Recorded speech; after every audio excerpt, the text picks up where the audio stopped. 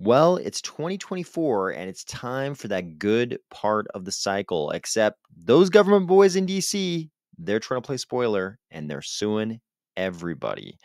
So it looks like it's time for us to talk once again about Cardano and the state of crypto regulation.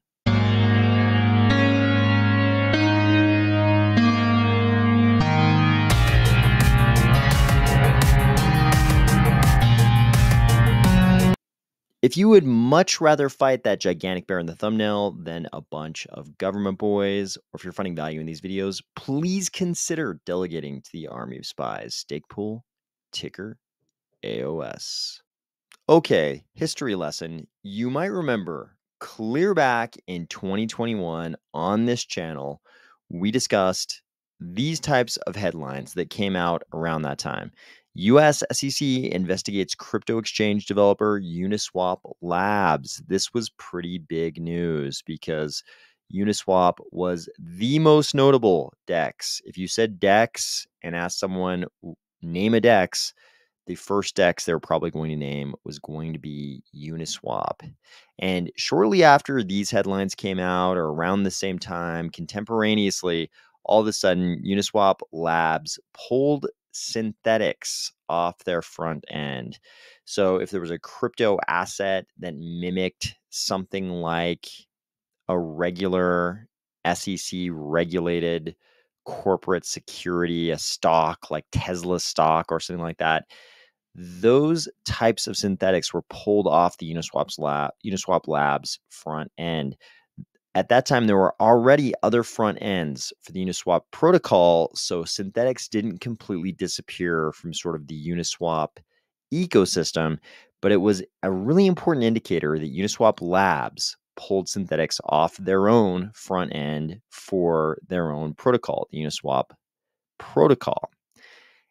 Even more interesting, though, was this very early indicator that I think a lot of people dismissed. A lot of people said, oh, nothing's going to come of this. This probably doesn't mean anything. Uniswap is decentralized. How could the SEC go after a decentralized protocol? But the moment this SEC investigation came to the public consciousness, it was obvious the SEC was going to take an interest in Ethereum, in the Ethereum ecosystem, not just Uniswap, because if they were going after Uniswap, that meant they thought the assets being traded on Uniswap were securities. And that probably meant that they thought there were a lot of securities in the Ethereum ecosystem. Fast forward to 2024, and we started seeing articles like this one that were focused on something suddenly going missing from the Ethereum Foundation website. That was their warrant canary. What is a warrant canary? So, when a government agency lets you know that they're investigating you, probably because they're asking you questions and you are definitely going to understand that they're investigating something. When they initiate those types of investigations, often there is some kind of confidentiality. They give you some kind of warning. You are not allowed to tell the world that you're under investigation. So, a lot of different types of organizations will have something called a warrant canary. What happens is, as soon as they're under investigation and they've been ordered not to reveal that to the world, or for whatever reason, they're obligated not to reveal that to the world, they just remove the warrant canary. And sometimes it'll say something like this: the Ethereum Foundation has never been contacted by any agency anywhere in the world in a way which requires that contact not to be disclosed. Stiftung Ethereum will publicly disclose any sort of inquiry from government agencies that falls outside the scope of regular business operations. They'll have a warrant canary like this, and then that text will be removed. So they didn't actually tell anyone they had been contacted by some government agency, but they did remove the statement that they haven't been contacted by some government agency. Sometimes the warrant canary is just text like this. In other cases, sometimes it's an actual colorful canary. I guess that was also the case with the Ethereum Foundation. They had an actual colorful canary, and they had this text, and that text went missing on February 26th. And of course, everyone noticed. and understood exactly what this meant, that they were under investigation from someone. And shortly thereafter, Fortune let everybody know what everyone already knew, that it was definitely the SEC investigating Ethereum. Not too long thereafter, Uniswap Labs, and remember, we've already fast forwarded to 2024, so almost 3 years after the initial revelation that they were being investigated, Uniswap Labs finally received a Wells notice from the SEC. What's a Wells notice? This is a notice that basically says, hey, we think you're in violation of something, and we're going to institute an enforcement action against you. Please convince us of why that is not the case. And if you know anything about the way the SEC has been interacting with crypto, you know already there's basically nothing that any respondent could possibly say to convince them not to sue them. If they issue the Wells notice, given the current composition of the commission, there is definitely going to be an enforcement action filed. So this was the big notice to the world. Hey, Uniswap, we're going to sue you. This post says, today Uniswap Labs received a Wells notice. This is the latest political effort to target even the best actors in crypto like Uniswap and Coinbase. We've talked previously about the Coinbase enforcement action by the SEC. All Uniswap products and the Uniswap protocol are unaffected. We are confident the products we offer are not just legal, they are transformative, empowering people across the world by enabling transparent, verifiable markets with fewer gatekeepers, enabling cheap, accessible global economic participation. Do you guys think the SEC cares at all about any of those ideals? They do not, at least not the part of the SEC that's in control right now, the Gary Gensler part. Despite SEC rhetoric that most tokens are securities, the reality is that tokens are just a digital file format. The vast majority of tokens traded on Uniswap are definitely not securities, just like most paper is not stock certificates. This is interesting. The furthest they were willing to go here is to say the vast majority of tokens traded on Uniswap. So they're not even saying all of the tokens are not securities. They're basically admitting here that some of the tokens are securities. They say they are stable coins, community tokens, and commodities like Bitcoin, Ethereum, and Unisocks. Tokens traded on secondary markets like Uniswap are not investment contracts, and the Uniswap protocol itself is a decentralized autonomous set of smart contracts that run without any organization or entity behind them, not a securities exchange. Obviously, the SEC disagrees. We are confident that our products are on the right side of the law and that our work is on the right side of the industry and on the right side of history. While our legal team takes on this fight, we'll continue to do what we do best: build. The founder of Uniswap, Hayden Adams, immediately posted this, letting you know how much he thinks they are very much not on the wrong side of the law and how hard they're going to try to fight the SEC. Here's another reaction, this time from Paul Graywall, Chief Legal Officer of Coinbase. He says, how can you square the SEC government's claim that Uniswap acts as a broker with the court's ruling against the SEC just a handful of days ago? And here he screenshots the ruling from the court in the case involving Coinbase Wallet. The court said, hey, the SEC complaint alleges that Coinbase charged a 1% commission, actively solicits investors, compares prices across different third-party trading platforms, and routes customer orders in crypto asset securities to those platforms. The court said upon closer examination, these allegations alone or in combination are insufficient to establish brokerage activities. Paul Graywall is making a good point because a lot of the things they're describing here with respect to Coinbase Wallet are probably exactly the same kinds of activities they're going to try to attribute to Uniswap in their attempt to show that Uniswap is some kind of unregistered securities exchange, or also some kind of unregistered securities brokerage, or some kind of violation in that same vein. Paul Graywall is making a good point. It seems like how could they file how could they send the Wells notice to Uniswap when they just barely received this adverse ruling in this Coinbase Wallet case? But I think this reflects just sort of a general mandate the SEC currently has to go after crypto. It doesn't really matter that this court, seemed to decide what are probably the same issues against the SEC. They have this mandate: go after crypto. And right now, it seems like the way they're tying this all up with a nice bow is by investigating the Ethereum Foundation generally. We know that from the removal of the warrant canary, and also by finally moving forward with filing an enforcement action against Uniswap, one of the biggest, most well-known um, platforms in the Ethereum ecosystem. Eventually, Consensus, who of course is a very large player in the Ethereum ecosystem, didn't want to wait around anymore for this slow motion horror show to get going. So they just went ahead and sued the SEC. Here is an attorney at Consensus with this report. Today, we sued the SEC. They have no right to unplug the US from Ethereum. They have no right to prohibit peer to peer blockchain software. Too many Americans, developers, investors, and everyday users are going to be hurt if they're allowed to continue unopposed. So we had to do something. And the post he's quoting down below here says, they asked for a ruling that Ethereum is not a security, an injunction for the SEC to leave Ethereum developers alone, and a ruling that MetaMask is not a broker dealer.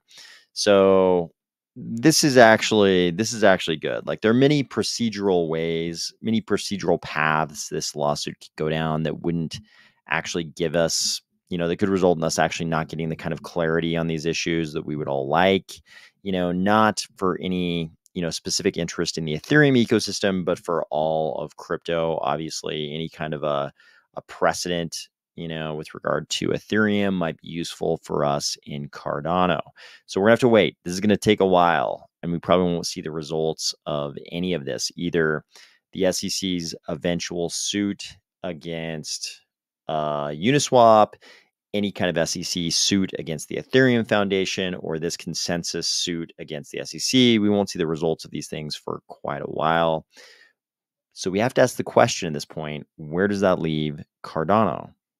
First off, it's worth remembering that Cardano's ICO was different, and that's best represented on this page, cardano.org/genesis.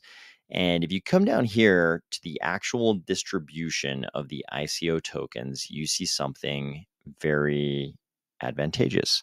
So tranche 1 went to Japan. Tranche 2 went to countries like South Korea, Malaysia, and Japan. Tranche 3 went to Thailand, Taiwan, Malaysia, Philippines, South Korea, China, and Japan. Tranche 4, Thailand, Malaysia, Vietnam, South Korea, China, Japan. What you don't see here is any United States. In fact, the entire ICO happened in Asia. And you can see it's largely in Japan, happened largely in Japan with some very small distributions to some other countries. Like you can see here, Thailand only got 0.2% in this tranche, but it happened largely in Japan under Japanese law. This is problematic for the SEC. You see, the Ethereum ICO included US buyers. A lot of people in crypto bought in that Ethereum ICO. I know, because I was tempted to buy and ended up buying shortly thereafter. I bought Ethereum shortly after the ICO for under $1, and I was mad because I didn't get the ICO price, which was a little bit cheaper. But a lot of people in crypto bought in that ICO, and a lot of them were in the United States. So the SEC doesn't have that hurdle. Here you've got kind of a problem, because Japanese entities and other entities outside the US are certainly able to do things in Japan under Japanese law, and it's not really a part of the wheelhouse of the SEC, which is really concerned with US activities or activities involving US investors. So if you have an ICO in Japan under Japanese law with largely Japanese investors and 0 United States investors, you don't really have something that's falling into the wheelhouse of the SEC. Of course, those coins, that ADA, eventually made its way to the Western world, and many people in the United States now own ADA. So it's not like the SEC couldn't come up with some arguments here. I mean, if their mandate is to go after crypto, Cardano is going to be, a target that will be just fine for them because we're in the top 10. Cardano is one of the large cap cryptocurrency layer one blockchain. So of course they would like to go after any target that fits that description. And the SEC would be asking questions like, okay, how did all that ADA get in the hands of those US investors who now hold it? Did any of the three founding entities, IOG, the Ethereum Foundation, and Emergo, did they sell in the secondary markets into the United States market? They would ask all of those kind of questions, but it's not as straightforward. This is not as straightforward a path as Ethereum, that did a straight up ICO and then eventually transitioned to proof of stake. A lot of the headlines around the disappearance of the Ethereum Foundation warrant canary linked the SEC investigation, what's presumed to be an SEC investigation, to Ethereum's move to proof of stake. Obviously, Cardano was meant to be proof of stake from the beginning, and became, we got staking in between the ICO and now. So Cardano's in the same boat. We also have staking, but we didn't do that US ICO. Cardano did not do the US ICO thing. So there's that hurdle the SEC would have to surmount to go after Cardano.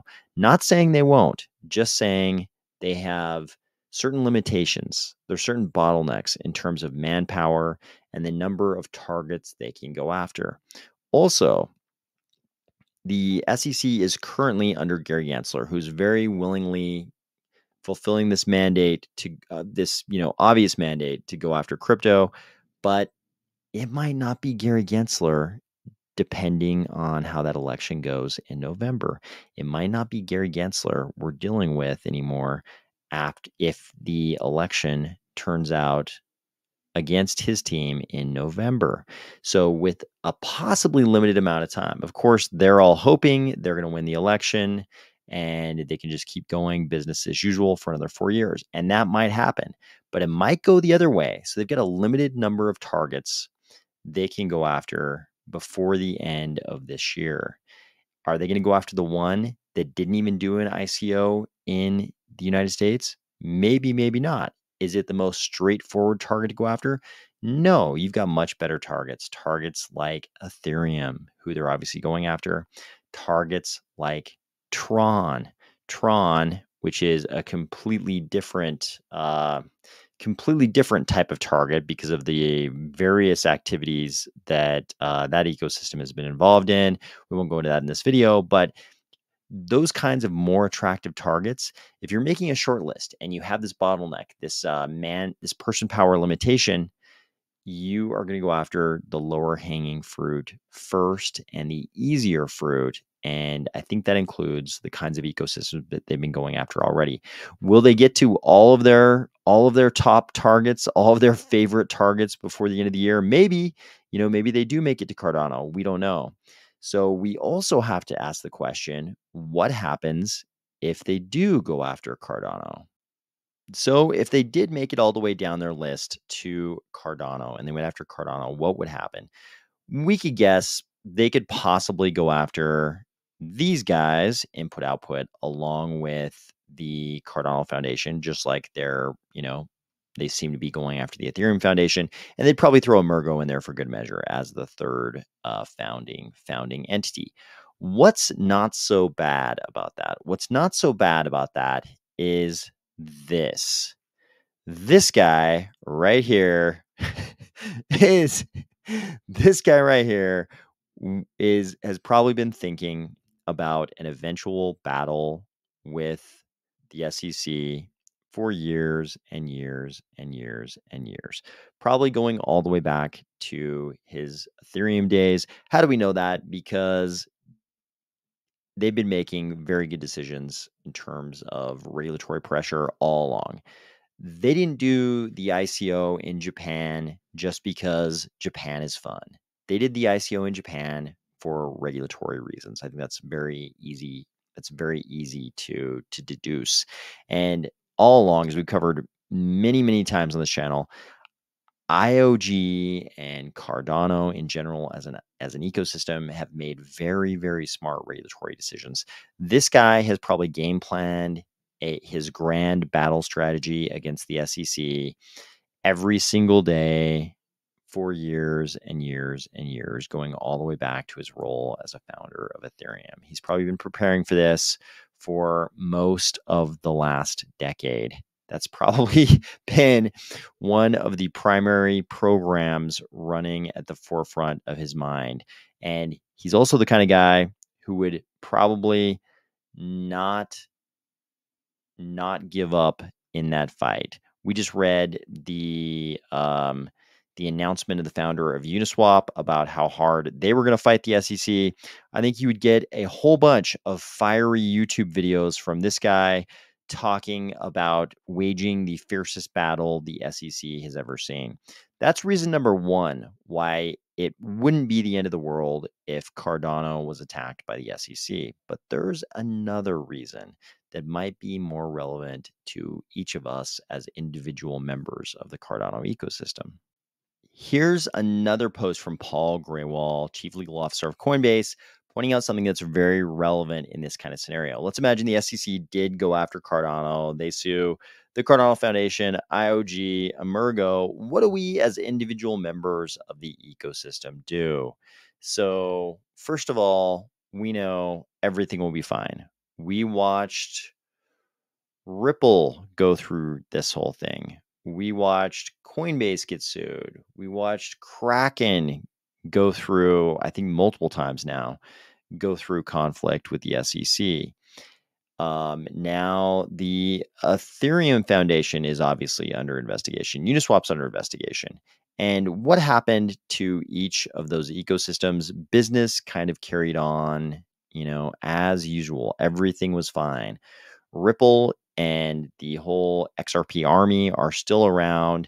In fact, they often, I believe they and their supporters often argue they're in an even stronger position now because all the securities law matters have kind of been put behind them.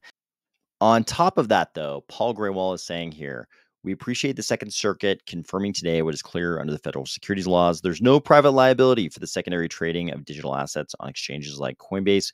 Why? Because contracts matter. And then he's going to give you a link to the decision that he is referring to. So even if the founding entities of Cardano get sued and we all get to sit back and watch Charles wage the fiercest battle against the SEC ever. What Paul Graywall is saying here is that he interprets this decision to state that you don't have to worry about private liability if you're trading an asset like ADA on Coinbase, even if things don't exactly go our way. So basically, Cardano is still in this fantastic position of having never done a US ICO and having been very, very careful when it comes to regulatory matters in a lot of different ways. But even if all that goes wrong, even if the SEC decides, yeah, despite that hurdle, Cardano's still a great target for us, we're just going to go after Cardano regardless. Basically, what's going to happen? We get to watch Charles do battle with the SEC. According to Paul Graywall here, there's no private liability for the secondary trading of those types of digital assets on something like a Coinbase, and business will pretty much carry on as usual. Sure, there could be all kinds of things that could happen, but basically it's looking like even if in the worst case scenario, the SEC decided to go after Cardano, I think we'll be just fine. I hope you're having a fantastic week, and I'll talk to you soon.